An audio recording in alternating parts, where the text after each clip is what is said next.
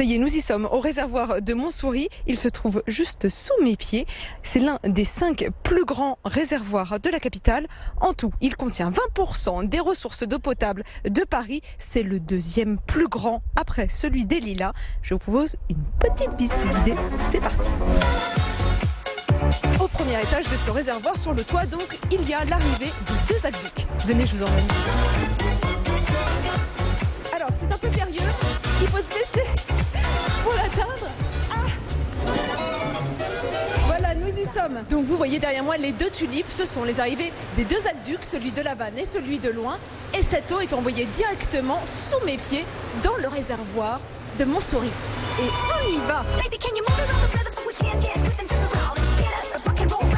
Alors actuellement le site est fermé au public, mais exceptionnellement pour BFM Paris, le réservoir de Montsouris nous a ouvert ses portes. Venez.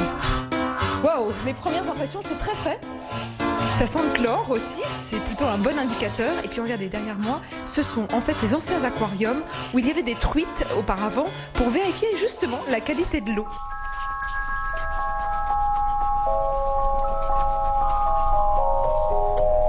Le décor ici totalement onirique, on dirait une cathédrale d'eau et de pierre. Pas moins de 1800 piliers soutiennent ce réservoir. Au 19e siècle, eh bien, c'était tout de même le plus grand réservoir au monde. 250 mètres de long sur 127 de large. En tout et pour tout, 200 000 mètres cubes d'eau répartis sur 4 compartiments, 2 à cet étage, 2 au-dessus. Un véritable lac d'eau cristallin, vidé et désinfecté une fois par an.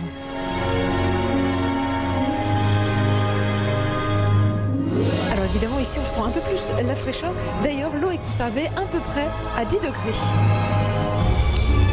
Ça fait un peu peur.